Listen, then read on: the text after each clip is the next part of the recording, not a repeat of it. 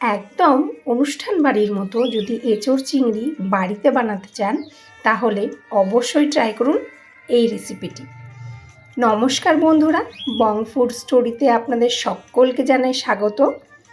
আজকে আমি নিয়ে এসেছি এঁচোড় চিংড়ির রেসিপি নিয়ে।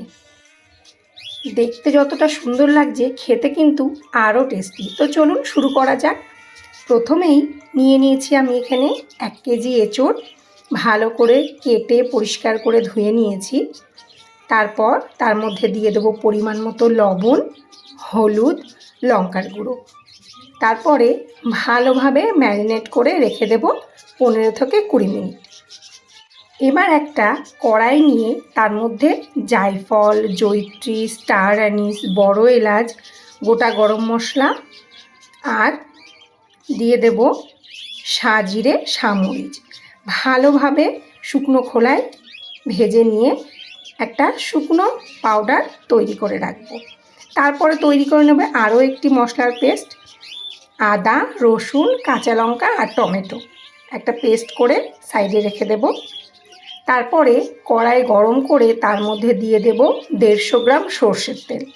তার মধ্যে দিয়ে দেব লবণ হলুদ মাখিয়ে রাখা এঁচোড়গুলো দিয়ে সুন্দর করে হালকা গোল্ডেন ব্রাউন করে ভেজে তুলে নেব। ওই তেলের মধ্যেই দিয়ে দেব গোটা জিরে আর দিয়ে দেব টুকরো করা আলু। আলুটা একটু ভেজে নিয়ে দিয়ে দেব 2টো বড় সাইজের পেঁয়াজ একটু নেড়ে নিয়ে দিয়ে দেব স্বাদ মতো লবণ।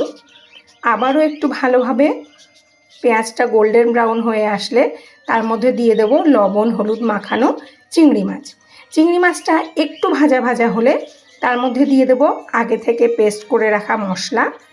আবারও একটু হালকা হাতে কষিয়ে নিয়ে তার মধ্যে দিয়ে দেব হলুদ গুঁড়ো, লঙ্কা গুঁড়ো, জিরে গুঁড়ো, ধনে গুঁড়ো আর দেব ওই ভেজে রাখা শুকনো মশলার পাউডার। ভালোভাবে কষিয়ে নিয়ে ওই মশলা ধোয়ায় জল একটু দিয়ে গ্যাসটা লো টু মিডিয়ামে রেখে 4 থেকে 5 মিনিট ভালোভাবে কষিয়ে নেব। তারপরে দিয়ে দেব ভেজে রাখা এঁচোড়। আবারও গ্যাসটা লো টু মিডিয়ামে রেখে 3 থেকে 4 মিনিট ভালোভাবে কষিয়ে নিয়ে যখন তেল ছেড়ে আসবে দিয়ে দেব গরম জল।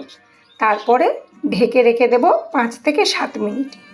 তারপরে ভালোভাবে মিশিয়ে নিয়ে এঁচোড় আর আলু সেদ্ধ হয়ে গেলে উপর থেকে দিয়ে দেবো স্বাদ মতো মিষ্টি, গরম মশলা আর 1 চা চামচ ঘি। তারপরে ভালোভাবে ফুটিয়ে নিয়ে নামিয়ে নিলেই রেডি এঁচোড় চিংড়ি। একবার বিশ্বাস করে রেসিপিটি বাড়িতে ট্রাই করতে পারেন। কথা দিলাম পাশে যদি মাংসর বাটিও থাকে সেইটা ছেড়ে টেস্ট করবেন। তাহলে কেমন হলো জানাবেন কমেন্টে।